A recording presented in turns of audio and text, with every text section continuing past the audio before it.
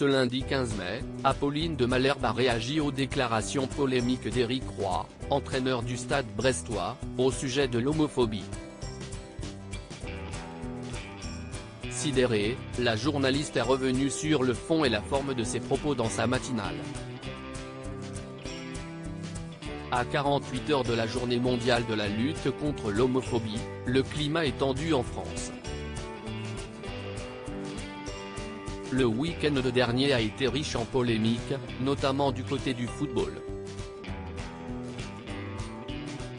En effet, lors de la 35e journée de Ligue 1, plusieurs athlètes ont refusé de porter un maillot sur lequel leur numéro était aux couleurs de l'arc-en-ciel, symbolisant la tolérance.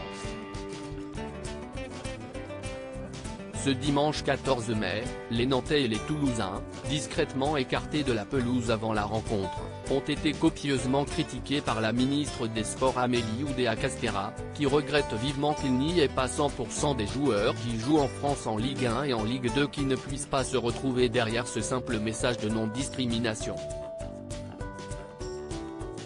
L'affaire prend de l'ampleur au vu des réactions, notamment, d'un entraîneur. Des affirmations qui ont choqué les propos d'Éric Roy, représentant du Stade brestois, ont interpellé des milliers de gens ces dernières 24 heures. Celui-ci affirmait en conférence de presse pas plus tard qu'hier, « On sait très bien que la Ligue elle s'engage, même si je pense qu'on doit surtout s'occuper du football. Mais si tu le fais, fais-le pas dans les 3 derniers matchs. Personnellement, je ne suis pas content qu'à Toulouse il y ait 5 joueurs qui ne jouent pas parce qu'ils jouent contre Nantes. 5 joueurs qui ne veulent pas jouer parce que cette problématique les gêne. Est-ce que si est-il normal? Est-ce que si est-il équitable? Non. Et si est-il une responsabilité de la Ligue d'avoir placé cette journée, de la lutte contre l'homophobie, à ce moment-là dans les derniers matchs? Apolline de Malherbe s'est indignée de ces paroles ce matin même dans son émission sur RMC. La présentatrice s'offusque de ces déclarations. La journaliste de 43 ans a trouvé que cette intervention est complètement délirante. Charles Magnin, l'un de ses chroniqueurs, a d'ailleurs précisé que ce n'est pas la Ligue qui a décidé d'instaurer cette journée à cette date-là, mais qu'elle se tient simplement solidaire d'une cause mondiale.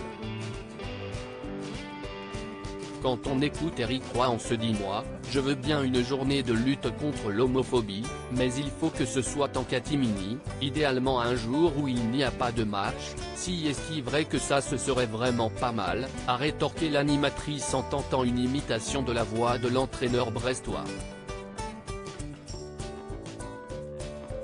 Elle s'est dite assez sidérée du ton employé par l'homme de 55 ans qui n'a aucunement remis en question l'action lourde de sens des joueurs écartés. Silhouette qui parle, je suis sidéré, la colère d'Apolline de Malherbe contre les propos d'Éric Roy en marge de la journée de lutte contre l'homophobie, organisée par la Ligue de football professionnel ce week-end. #ApollineMatin_pic.twitter. Comme BBGG2NP5KJ, Apolline Matin @ApollineMatin, mai 15, 2023. À lire aussi. Ça l'a surtout agacé. Apolline de Malherbe revient sur son étonnante comparaison entre Marine Le Pen et Paul Mirabel dans LOL, qui rit, sort.